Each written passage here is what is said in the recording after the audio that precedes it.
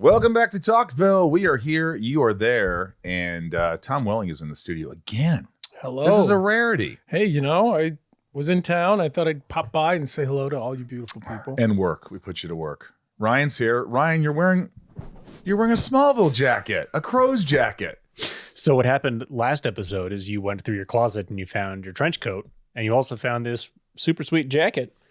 Yep, and you're wearing it. I'm wearing it. It is the Smallville Crows Letterman jacket. That's original, dude. And this is, I want to beat people up. Is that normal? I just want to. I know what you're saying. You know what I mean? Hey, man, go Crows, huh? Yeah, man. Let's go pound some beers in the parking lot after the game, and hang on, I'm looking at the. I'll get out of this town one day. We still have that tap from last weekend. Who's got the fake ID for the keg?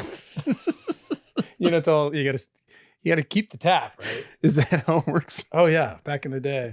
Oh God! All right, tap was gold. We're back, and we want to say thank you again. If you want to support the podcast, we have so many patrons. Join patreon.com/talkville, and also my other podcast. I don't plug it very often, but Inside of You, Michael Rosenbaum. If you want to be a patron there, we could use your help, and Ryan and I would be very delighted to have you as a patron. Patreon.com/Inside of You.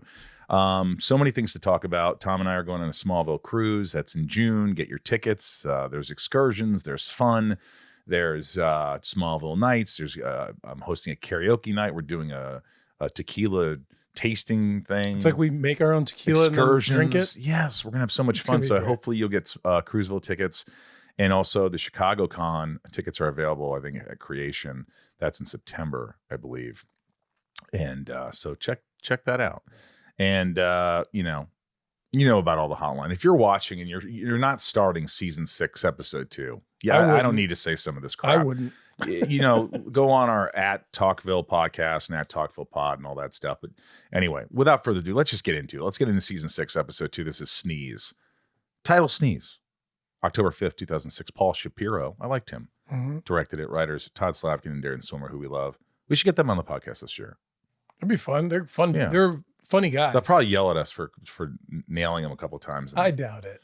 No. Lachlan Monroe, my good buddy. We play ice hockey together.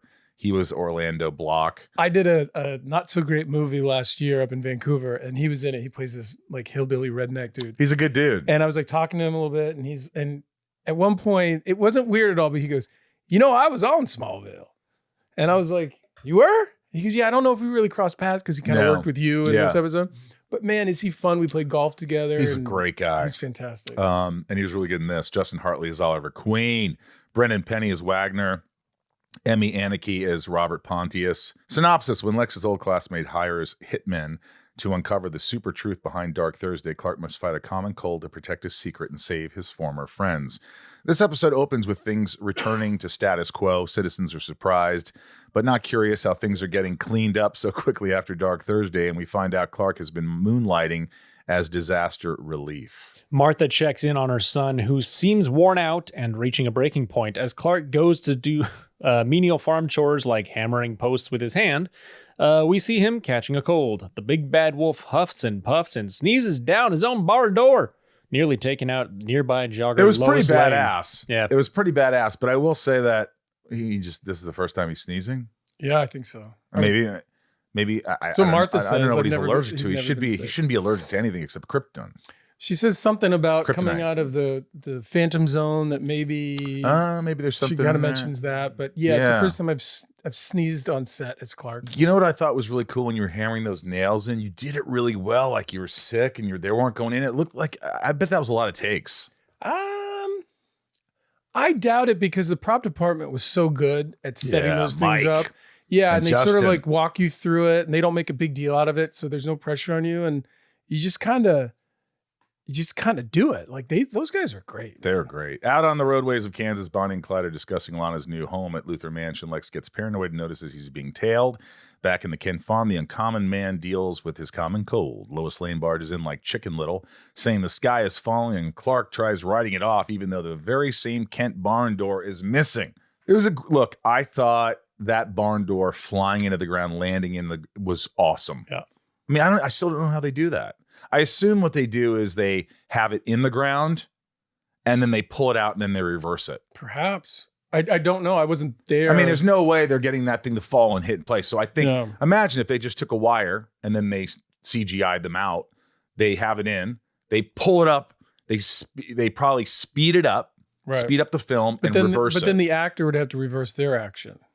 I don't think in that particular shot there was an actor in it. I could be wrong. They could have put up a big green screen right there. I don't know. No, I'm wrong. Lex returns home to complain to his security detail for not doing their job 6 seasons in, and he wants them to have some accountability. Yeah, gosh. He tells Lana that he's been followed and has nobody left in the world he can trust except for her and Robert Pontius. I say Pontius. Is it Pontius? Well, Pontius. it is Pontius, but it's also the same way you spell Pontius Pilate. Pontius Pilate, the biblical That's what you get from reference.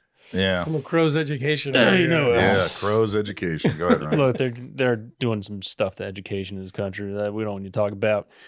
Over on the Daily Planet, Clark interrupts Chloe, who is admiring Lex's guilty philanthropy of rebuilding Metropolis. But he tells her about his cold and spreads his germs throughout the newsroom to get with a super sneeze. Yeah, that was pretty cool. That was a cool shot of all that stuff going. As much as it was cheesy and this and that, and you could easily go, oh gosh. It's part of the, you know that Clark does get this super blow or whatever, which it then inevitably turns into. But like, you let go of that and you just go, okay, this is kind of fun. I also think that Allison's character sells it. Like her reaction is like, oh my God, oh no. Let's she does a great job. Let's, keep this contained. And that's kind of how the audience maybe feels. That night in Luther Corp, Lex walks into Lionel's office, accuses him of having him stalked. Lionel tells Lex that he has committed atrocities during Dark Thursday and begs him to let his father help. I like this scene. Yeah. I thought it was really good. And I don't know what it was, but I felt like I was very boom, boom, boom, boom, boom. I was very just like, no, bop, bop, bop. I was hitting hard.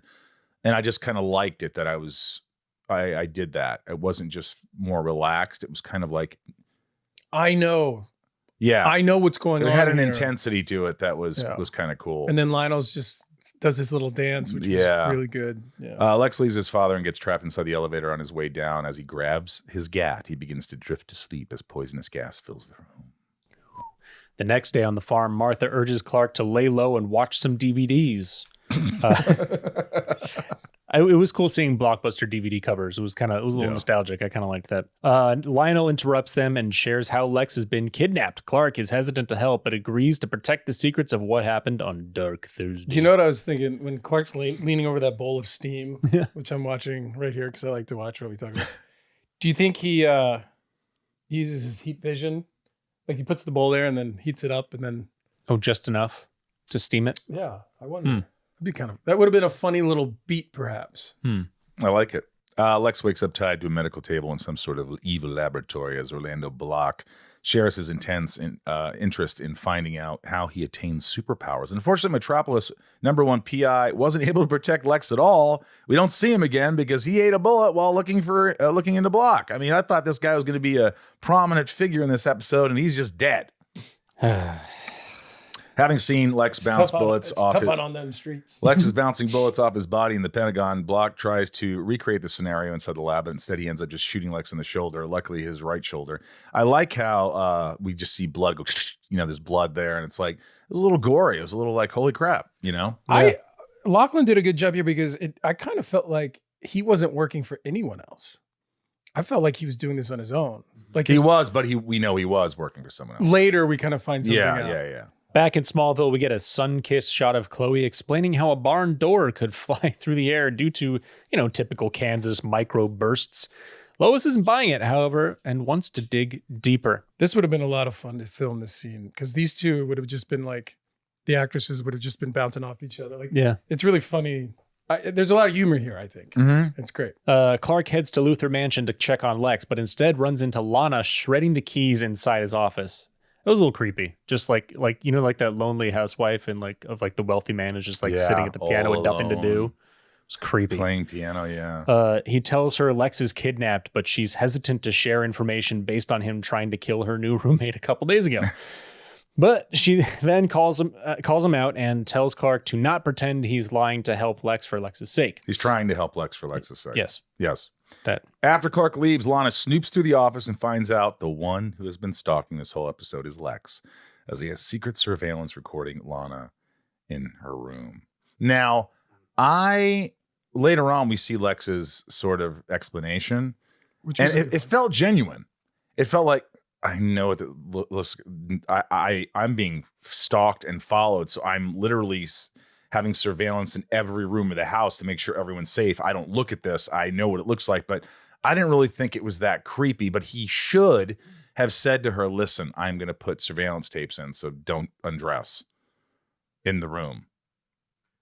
Well, but no one's looking at it unless there's a problem. But even so, I'm not condoning. But if someone was filming me and I knew it was being filmed, I would be like, that's like, I would not trust that person. Yeah. It's like, you're filming me? It's like when you tell them. When you get like an Airbnb, it's like. Yes. Back inside the kidnap lab, Block asks Lex if the superpowers were tied to Luthor Corp testing, but Lex fesses up about being probed by another super being. Block doesn't buy it and pressures Lex into sharing the secret serum being stored in level 33 of Luthor Corp. I couldn't tell if he was lying or not. And he wasn't. I kind of thought he was lying as well. Yeah, I thought he was lying. like, look, I just told you the truth. So here's something that is kind of true that is not going to help you, but yeah.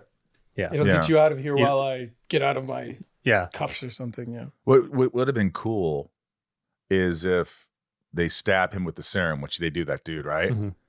And then he shows up like in 2 episodes later and he's like now a freak. Oh, yeah. And he's like in level 33 and they've created this. That would have been a cool twist. You know what I'm saying? Yeah.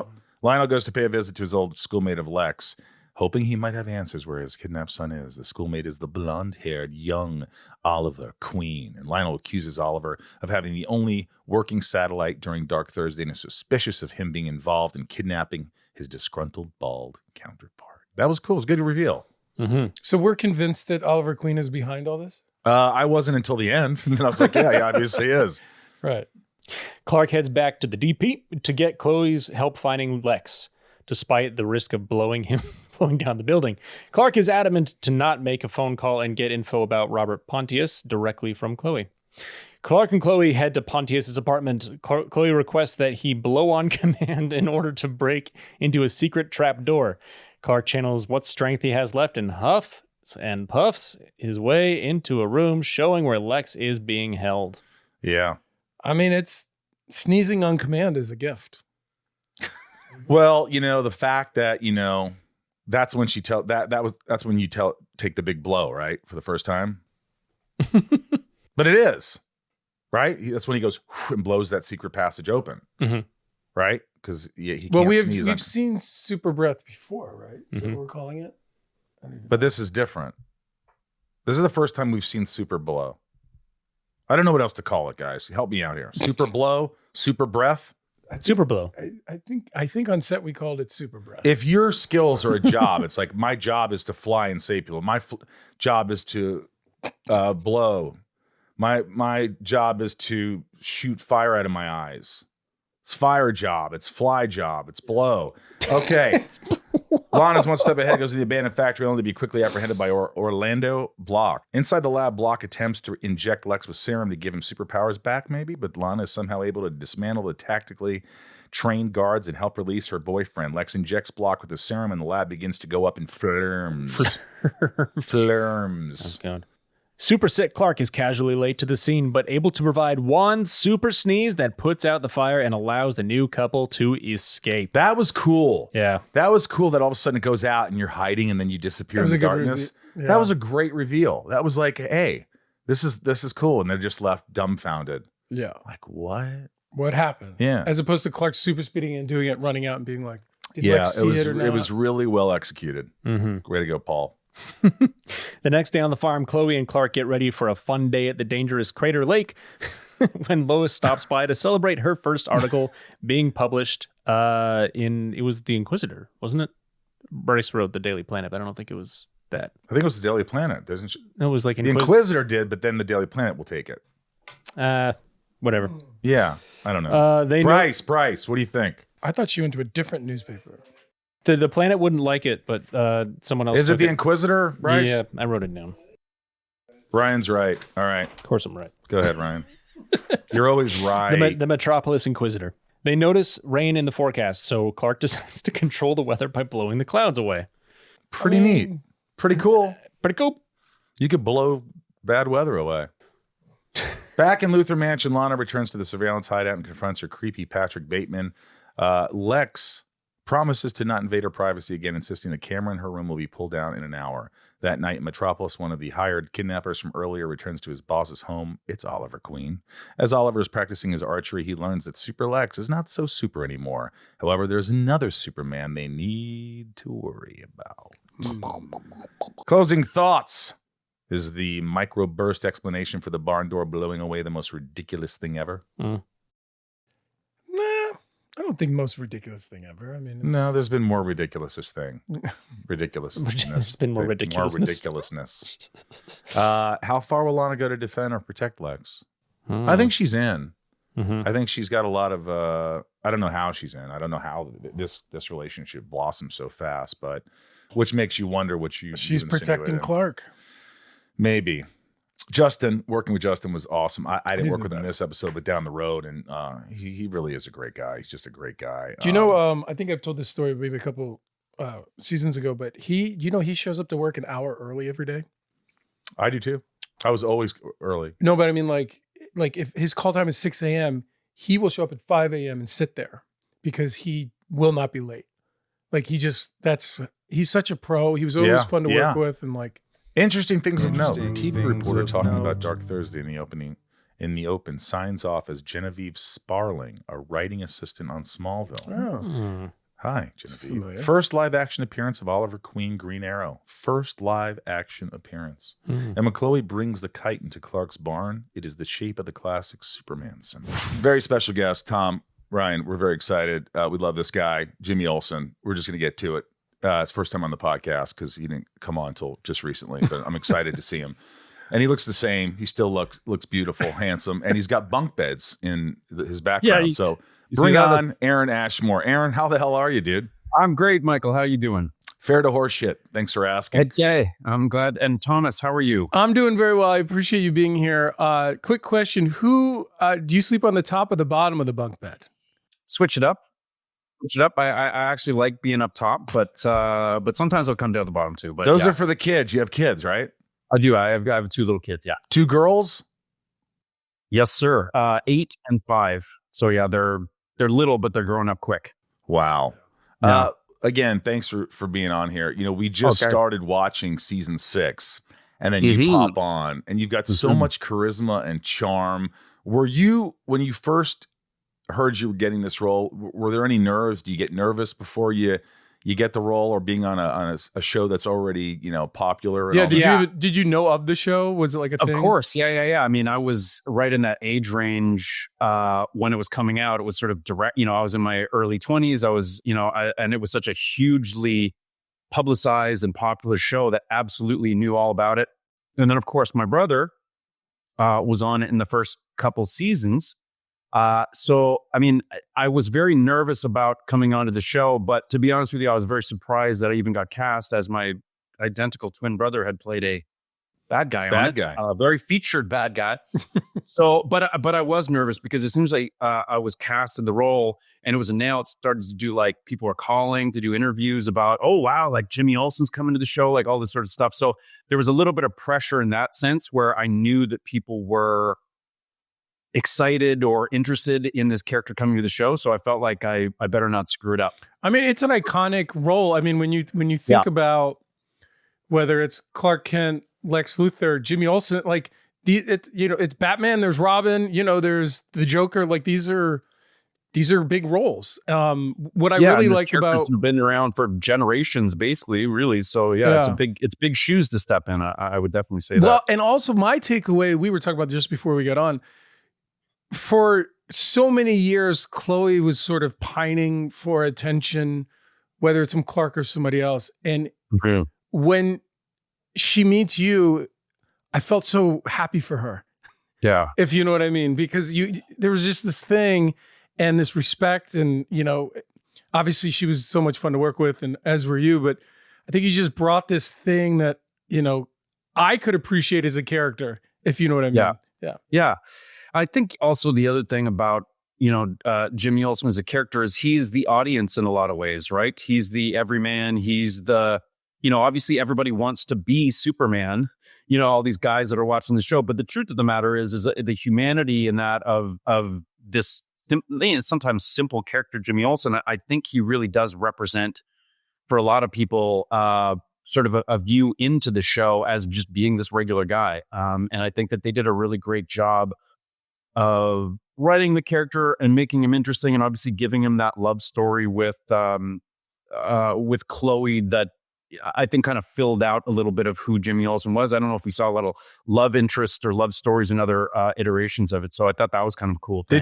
Did you audition for it? And if so, did you read with Allison to see if there were chemistry?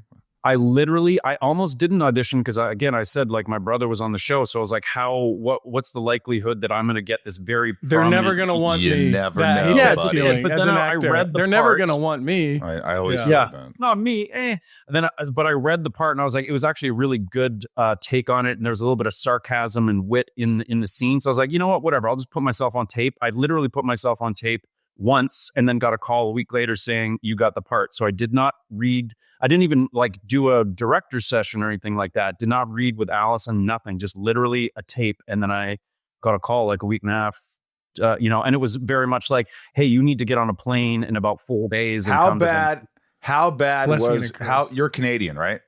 Yes, sir. How bad was your deal? How much did they get? You know what?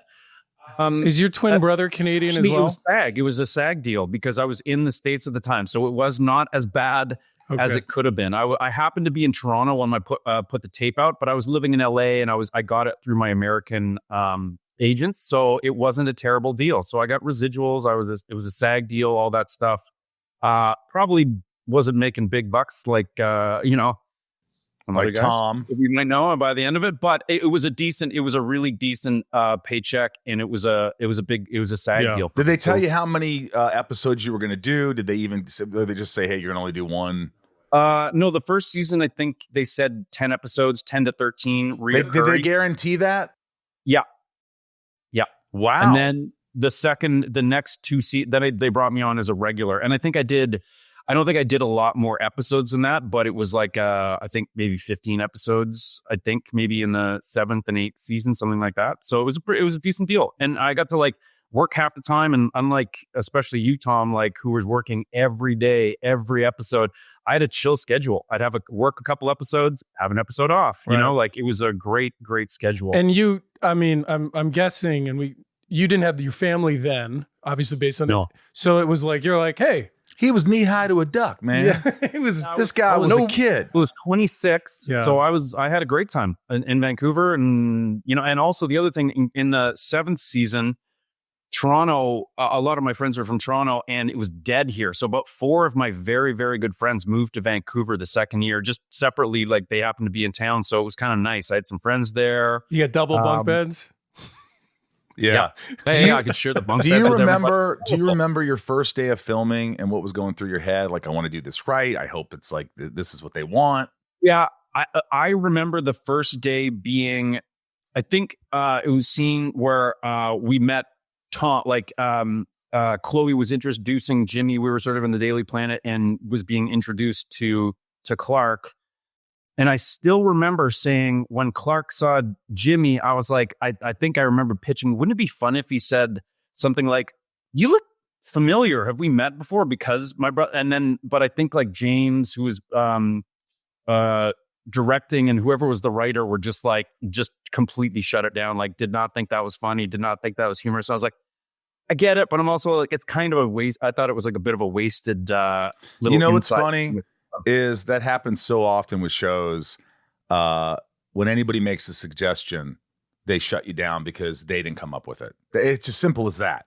If they would have come up with it, they would have pitched it and that would have been it's seldom unless you're a regular and you're like, hey, I think this would be, and they have to listen. Like they'll listen to you, but I found that at an early stage in Smallville, I was just like, you know what? I'm going to hit my mark. I'm going to say my lines. If I ever have an issue, I'll let them know. But I try to just, I don't want to, but I'm glad you did that. That's brave. Well, you can always shoot those things. And then as long as you do one take without, like it's just that type of thing, which you should have just said it. That's the key. They always say, just say the line on like take 2, and maybe they'll go, oh, that really worked. Don't ever ask. Don't ever Being ask. that it was day 1, I think I said I better not push it too far here. And no, I mean, because you're a nice guy, but I think you're right. Like if the camera's already there, you're not asking for a new setup. You're not asking to walk around the other character and do a backflip. Just, I think you're right. I'm actually learning this right now. You know what? Just say, maybe say to the actor, I'm going to throw something in right here. But it's all good. I just watched this documentary, and Gary Oldman in Dracula, in Francis Ford Coppola's Dracula. I heard that's all ad-libbed.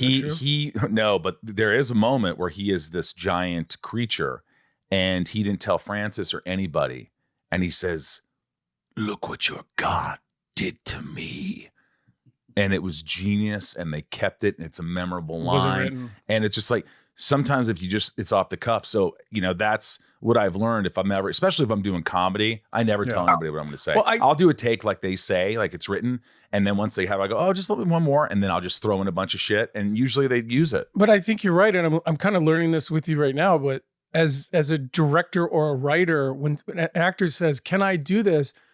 They're already so overwhelmed. They don't want to deal with it. They're just like, what is this really going to mean? But you're right. As an actor, if you're not asking for a different frame, just say it. Well, just see it and it works. They're like, that's great. Like they don't have to process. We've all learned something. I just learned something. I remember one of the things I remember about working with you. And I mean this is in the best possible way. Early on meeting you, I remember being like... Is this a backhanded compliment? No. I just remember being like, awesome, I don't have to worry about this guy. I guess it is a backhanded... Because you had ideas, you were prepared, you were ready to go, you were fun. Like, sometimes people come on the show, and like you said, I was there all the time. Nerves, there's some people you kind of have to help out a little. Yeah. And I was like, oh, this guy, thank God. I don't have to worry about him at all. I call it lag a get it. My friend Joe and I lag a get it. It means lack of getting it. Lag a get it. And it's like some people just don't quite get it. And some people you're like, dude, they got their shit going on. And so, I don't think that's a backhanded compliment. Yeah, some of those things, again, like being prepared, coming up with ideas, all that stuff. I mean, to me, that's just a job, right? Like if you're not doing those things, you're not going to continue to work. So that's always, being prepared, having some decent ideas. Well, I throw this to you, but like one of the things I try to tell people is they're like, oh, I'm like, listen, you got to have something prepared, but then be ready to be valuable, because you might have an idea of how your performance should go, but all of a sudden, hey, this is a walk and talk now. Hey, we need you to turn around and do this. Yeah. And like, you just got to be like... There are those actors that will look at their lines in the mirror and say them exactly how they want them. Yeah. We both worked with one. Yes, but when they get to set and the director wants something else, it's very hard for them. They're set in their own ways. So you always have to be malleable. That's why I always say, look, just know your lines. And totally. And I think that's something that as you go, that's what you're like, as long as I know what the lines are, whatever the action is, whatever they want me to do, that's gonna, they're gonna constantly get stuff thrown at you, right? That's the fun of it, and that's, I guess, the difficulty of it if you have a hard time adjusting. What's your most memorable experience on Smallville? Memorable and favorite moment?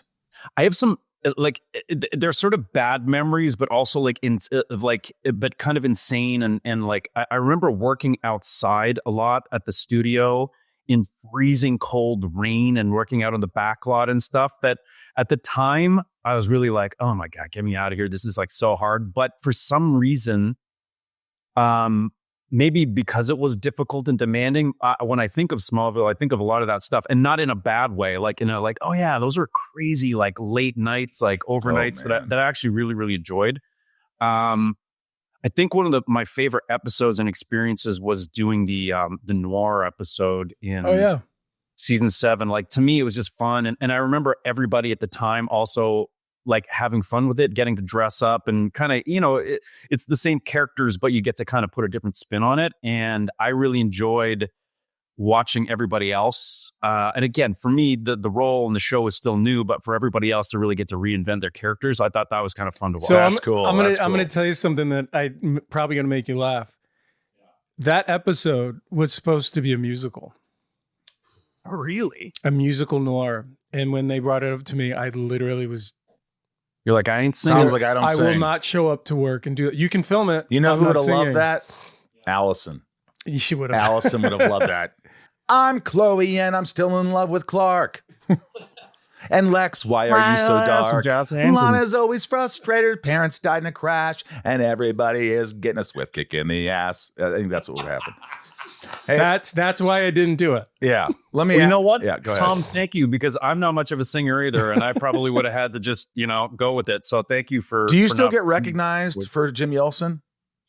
Yeah, I mean, obviously not as much as I used to, but absolutely, a lot of people neither, that by when the they way. do come up at Jimmy Olsen, yeah, or my brother, they're like, were you that bad guy on Smallville? And I was like, no.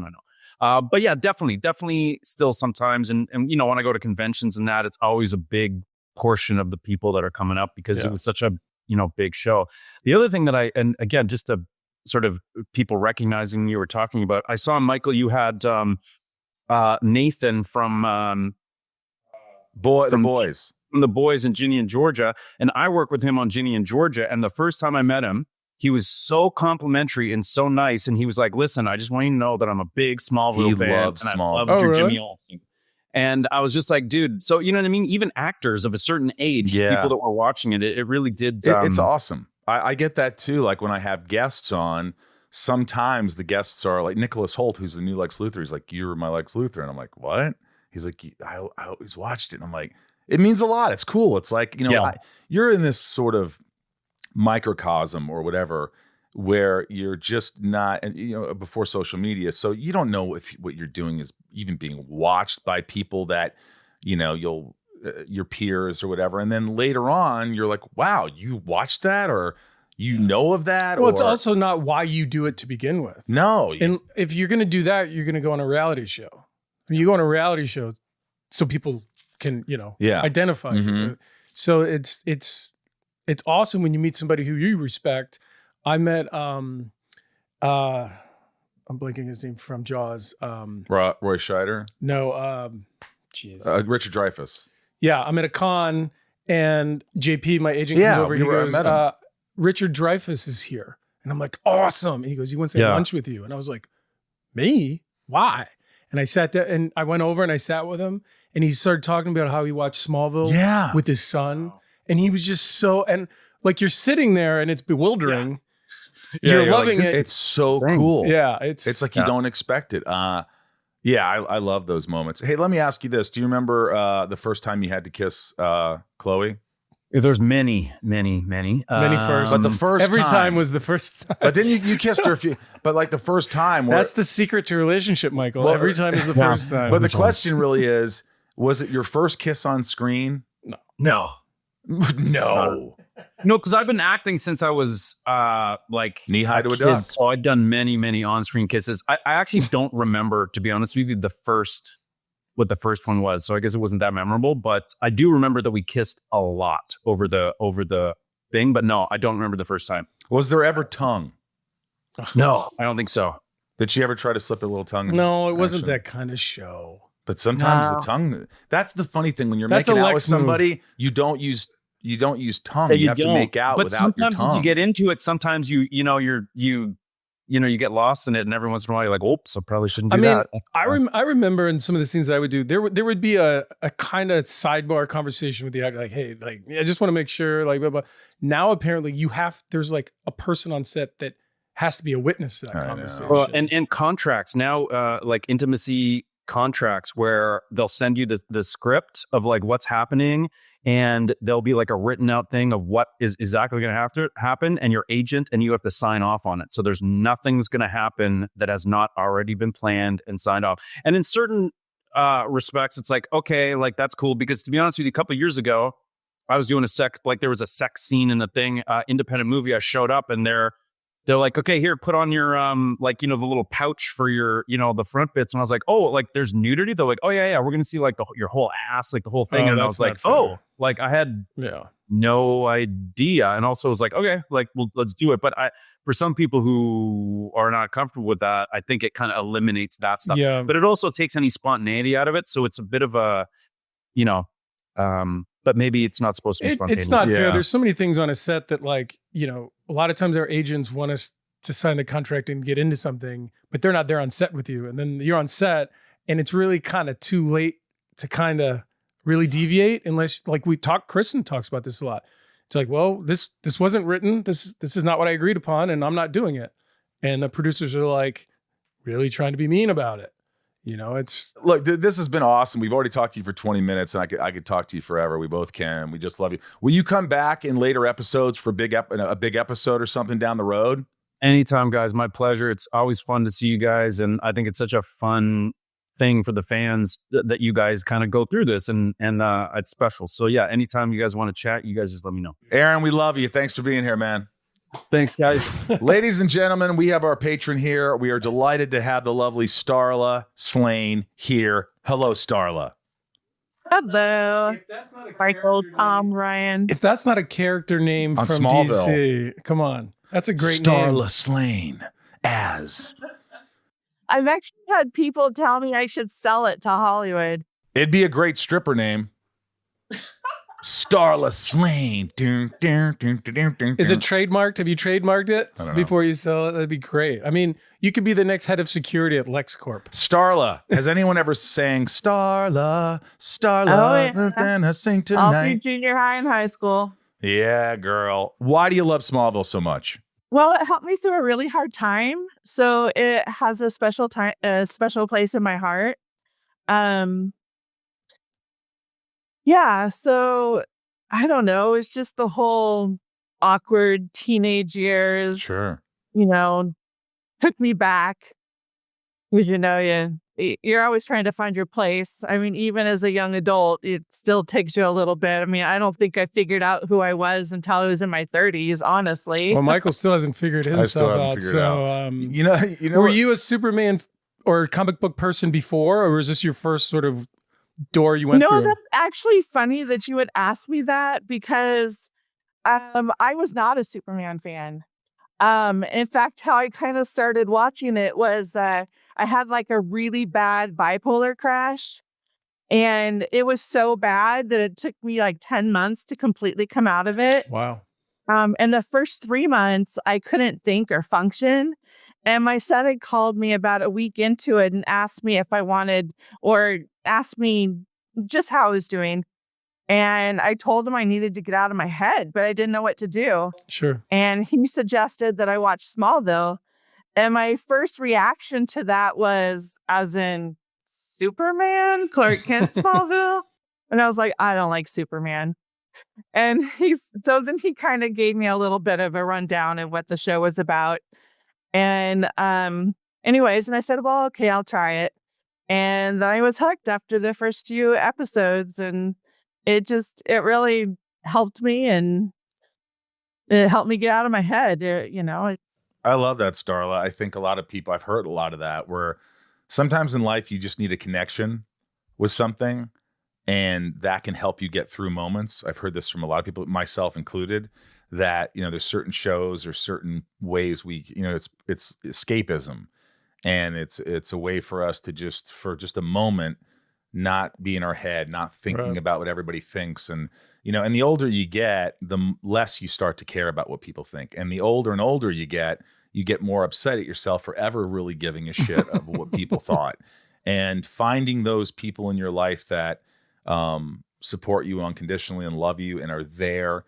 You don't need tons of them. You just need a couple. You just need a couple people who got your back. And, and you meet friends. And I know a lot of people, a lot of patrons here have met now lifetime friends through the patron. And so the community is really good. And so I'm glad that this show helped you. Yeah, I definitely haven't. When I was in my 30s and I got diagnosed and finally medicated, I put a support team into place. And of course, I've been married for 32 years. So, my husband's it's been a struggle. I have to make a point of apologizing to him and tell him I appreciate that he gave me space during that time. Nice. Because it's hard and I feel bad for him, but I have to not think about it. I just need him to respect that I need space at that particular time. Yeah. Sounds like he understood. Yeah. If he's aware Yeah. and he's been there through the long haul, I mean, that's why when you get married, it's not just for the good times, it's for the bad times, it's for the rough times, it's for all the times. And if he's still there, it obviously means you're worth it and he's worth it. So I'm glad you're still together. What first of all, what's your favorite season of Smallville? And secondly, what did you like or dislike about the first episode of season 6? Second episode you of mean season the 6. second? Yes. For Sneeze? Well, probably I don't know if I have an actual favorite season. I really like seasons 6 through 10. A lot of my favorite episodes are actually the ones that Tom directed. Oh, which thanks. is kind of Nice. funny. Thank you. I didn't even realize he directed until Talkville started, and I started watching that, and then I started paying attention to the credits. Yeah, as far as like Sneeze, I just found it was just hilarious to me. I mean, the whole blowing the barn door off and almost hitting Lois, Clark teasing Chloe that he's gonna sneeze. That was funny. That was a good covered moment. everything up, you know. Yeah, it was a good time. It was there's some good laughs. The comedy in that one little scene made me chuckle when I rewatched it for this. And I recall that being written, but the way it was written is Clark pretends to sneeze, Chloe goes like this, and then Clark is still there for her reaction. And I think we just did a take where I'm like, what if I just leave? And it's just on her for her reaction. And I think I don't know. I think it was more powerful. No, I thought it was great. I appreciate that I like part. it. Where do you live, Starla? Lincoln City, Oregon. I live at the beach. Do you like Oregon? I do. I was born and raised here, so. This week on Smallville, Clark Kent meets Starla slain from Metropolis. Introducing. Anyway, look, we love you and we really appreciate you being here. We love you, Starla. Thanks for being here. The title of the book, The Talented Farter. Yes. Never. This is a wonderful story about a little boy whose only gift, his only real talent is tooting. He can make his toot sound like everything you hear in everyday life. So little Michael loved Halloween, but nothing frightened his friends more than when Michael would stink up a good scare. Can you hear that? Oh, I heard it. It is a lovely story, and it's beautifully illustrated by my friend Heath, and Simon & Schuster's putting it out. It's going to be in tons of bookstores and available on Amazon. I'm so proud of it. She'd be on inside of you. She could. She'd be great. Let's go to the hotline. Thomas T, patron privilege. We're going right into it. We're getting it. We're getting it going. Hey, this is Thomas Tom Turner with a question for the season 6 episode Sneeze. I was just wondering, with that whole stunt where you guys blow the door off the barn and it drops where Lois is running, was that just like you had a crane and you just dropped it on her, or how was that done? Thanks. I don't know. I wasn't there, but They could have done that. They could have had a big divot, which you don't see in the ground, and they could have just dropped it in straight down. I don't know the answer, but yeah, it's a good question. Good question. Horrible answer. Nathan, how about you, Nathan? What you got for us? Old Nathan. Rosie, Tom, Ryan, Bryce, how you doing, guys? It's Nathan from Boston, Massachusetts. This is the last of Superman's powers to be revealed as per the comic books and the lore. Can we talk about the creative process in bringing that to life? I always enjoy hearing about the ideas that went on behind the scenes with regards to translating Clark's powers and abilities. I think most of those questions, Tom can answer this, but like I think a lot of those answers get resolved in pre-production and how it's going to be, and the scale of how big it is, and him controlling it, and ultimately he'll be able to control that, and so it doesn't blow barn doors away. Yeah, there would have been a couple meetings, one being a visual effects meeting where the director, the producers, and the practical people are all talking to visual effects people about what to expect or how to set up the shot. But when it comes to performance, no one ever really talked to me. A lot of times we'd get to set and it would be that scene and they'd say, okay, go for it. Sneeze. And I would just try to play it like grounded. Yeah. You know? I'm just going to do a really big sneeze. Just give them all different takes. And you know let what I the mean? show. Do you remember it taking a few takes, or do you remember getting to the final one pretty quickly? I don't recall, but I imagine we would have done it a couple different versions of the same shot, so they had a choice. But that's normally what we did. I mean, even when whether it's heat vision or, the breath or X-ray vision, it was always like, let's try it a little like this. Let's try to give a couple options, and then the editors kind of choose with the visual effects. Hi, Andrew. this is Andrew calling from Phoenix, Arizona. My question is for Michael about season 6, episode 2, Sneeze. How was it working with Lachlan Monroe? He's in like everything that I watch, so it's just awesome to see him pop up. And then also, if I recall correctly, there's a gun pointed at the head in this episode. Did something change within the last few years?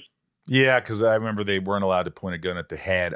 Maybe I don't remember that it was pointed at my head. I think it was pointed at my neck, but they couldn't do the head. But Lachlan was great, man. I've known him for over 20 years. Play hockey with him, and he's just always a breath of fresh air when you see him. He's not jaded. He's just kind of a dude who just wants to work and hang out. So yeah, here's Amy.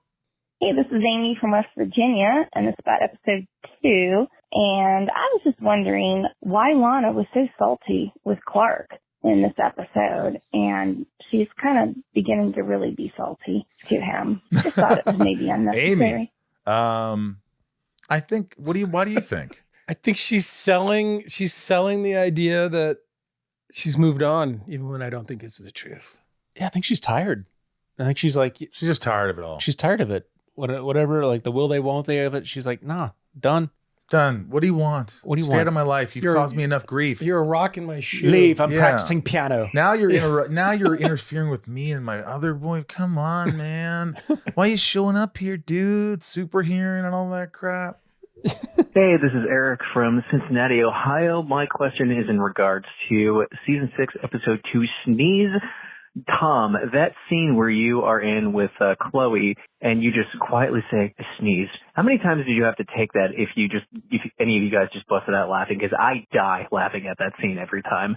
Tom, Michael, you guys are amazing. Thank you so much for doing this podcast. I will continue to tune in. Thanks, guys.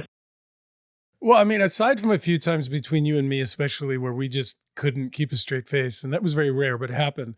A lot of times in the blocking, I found that we would, as actors, make fun of it and get out of the way so that when the cameras rolled, we could all just kind of be in it. Like we'd be like, oh, this is ridiculous. This is so stupid. Talk about all the stupid things about it. But then when the cameras roll, we kind of got it out of our system. We got to do it film now. it. Yeah. Just do it. Hey guys, this is Shane from Michigan. What happened to the second kidnapper? After the main one was stabbed with a needle, he just bolted, never to be seen again. I feel like he's just rocking. I thought that was back the and guy who forth showed in up at some Oliver chair, Queen's. sounding Was it? place. He showed up at Oliver Queen's, Shane. I think that was him. Although I thought he doesn't look like him.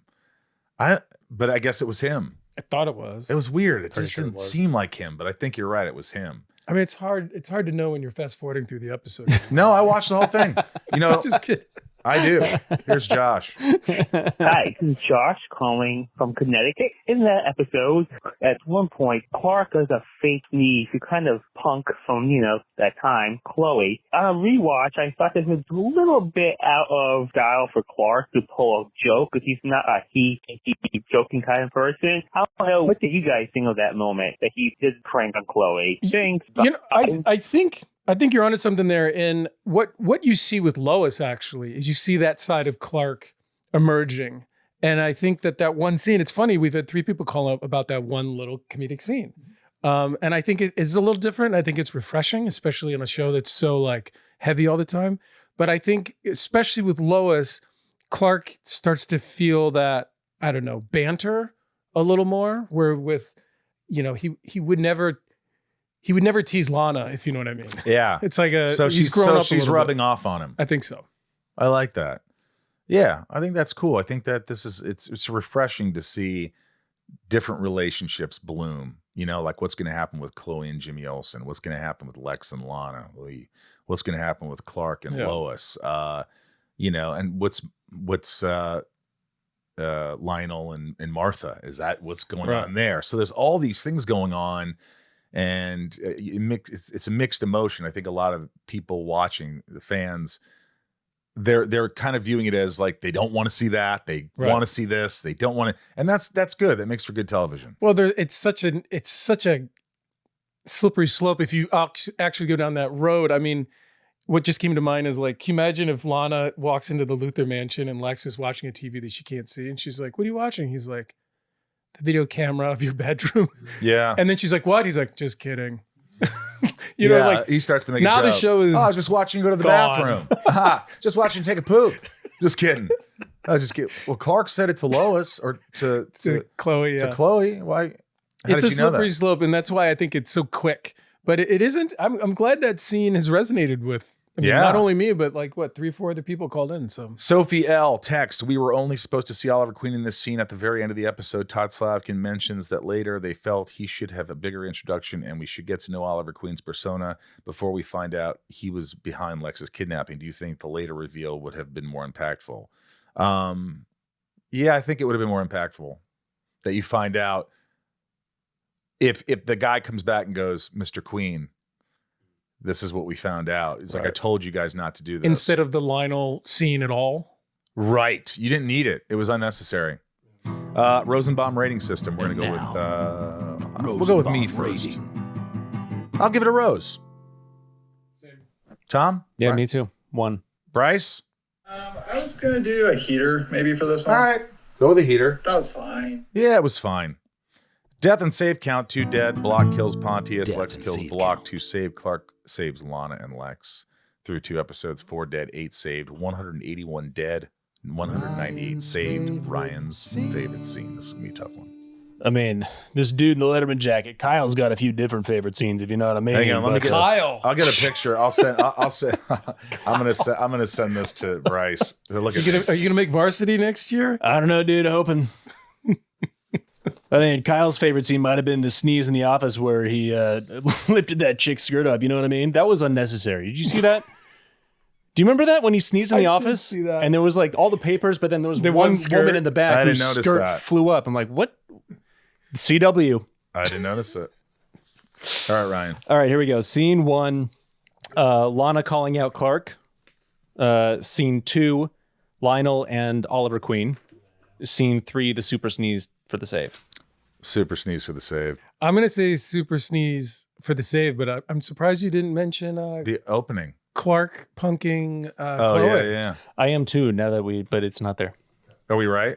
But this, scene 3. Yeah, Scene 3. Yeah. So we're both right. Good start for Tom. Finally, after his drubbery. But no, I weirdly, even though we just talked about it being unnecessary, I kind of liked the backstory of Oliver Queen because I don't know that they went to school together. Yeah, but you could have found out the next episode. We could have. But for me, it was helpful to have rather than for those who didn't know Oliver Queen. Yeah, I kind of like that Lionel was the intro to it as opposed to Lex. If I found out you had anything to do with this, yeah, where Lionel's like, I know, he just has a Rolodex of rich people, and he's like, Lex, oh yeah, the queens are on it. Yeah, it makes him smart because Lex is not aware that Oliver Queen's back for some reason. Yeah. That's it for the episode. Stick around next week as we shrivel up and talk about season 6, episode 3, Wither. Let's take the discussion online. Let us know your thoughts on the episode over on our socials at Talkville Podcast or Talkville Pod. Show the support by joining patreon.com/Talkville. And if you want more, and we have the grand tier now. So there's another tier with tons of cool stuff, live viewings with me and Tom, and signed merch that's only special for the grand tier. So we're just doing some extra things, and if we get to go a couple more years of this to finish it out, so we're just adding stuff. And if you want more info like merch from the show or our hotline number, you can find all that in the description. And remember, folks, always hold on to Smallville. All right, thank you guys so much. And now it's time to read the top tiers, patreon.com/Talkville, and we'll get going. We love you all. Thank you for supporting us. Leanne P., Raj C., Santiago M., Little Lisa, Thomas, Tom Turner, Shane W., Betsy D., Abby P., Ray Harada, Karen Apple M., 99 More, Lalani N., Brett G., Always Hold On to Smallville, Charlie T., Garrett W., Bob K., Tom N., Jason W., Lana Rhymes with Banana W., Nancy D., Brian G., Grape Jelly 817. Interesting. YVR Grips, Amanda R., Teddy127, Michael P. I'm a big fan of Michael P. I just want to say that. Michael P., Ryan R., Randy B., and Craig G. Jor-El, Heather and Greg, Grether. I made Talkville say butts. Brian H., Eric K., Clark's mom, or Clark's M., Kristen B., Jeff and Nan, Weber, Darth, Achilles, Finky, Early is on time. Damn, who's that? Jeanette E., General Zod, Jam and J, Doug R., Carlos C., and Tommy Z. Boston 68. Ken, the Limerick guy, Corey L., Mr. Home Arcade, Claire M., D. Brown, Karen Era. I always mess up. I know. Karen Era, Jules M., who we just spoke to, Eldon Supremo, Brian P., McBurts, Ginger Moose, Christoph S., Michelle, M. And 1.21 gigawatts, Leah W. Amanda Lynn, Sebastian F. Wolfie. Matthew and Lincoln B, Charlene A, Marion Louise L, Caesar G, Cindy C, Shannon Fofan and Tina E, Matt Maverick, Jen T, Randy S, Cassie B, Brad A, Felicia R, Danny Mo Mirabel, Mary K, Sophie L, Rachel D, Stephen Nate Danger. When you're rich, you aren't crazy, you're eccentric. Rosenbaum fan, Sammy Sharman. Carrie Ann, the Alexander Castle, Daryl E, Jenny B76, Anna B, Ms. M, Emily M, Jeffrey K, Katya C, previously on Smallville, Keith B, Kookie Kareem, Libertariat, Great Horse, Danny Z from Cleveland, Biagio C, Lady J, and David L. Madison H, as told by Helen. Kelowna A, Natalia, Dr. J, Six Sheep Sick. Oh boy. Dr. G and Dr. T, Kryptonite, Brandon C, Flirtatious B, Per 6, Kurgan K, Naman L, Naaman L, Smallville for Life, Bobby, I almost said Booby, Bobby B, Kendrick FCC Storm, Stacy L, One Brother Daryl, Melanie P, Starla S, Charlie M, Cheyenne F, Bobby and Isa from Queens, A.G. Sison, Heather H, Tom and Michael's friend Mickey, Allison C, Karen H, or Ciaran, I think it's Karen H, Jill and Brett, The Real Chucky B, Hubs, Real, what is this? Real Diosmar? They do this on sorry. purpose. I can't even spell it. Real Diosmar. Una, happy birthday. Eduardo, we love you. Thank you so much for helping us out with the show. And if we messed your name up, spell it better, phonetically, literally phonetically. We love you. Thanks.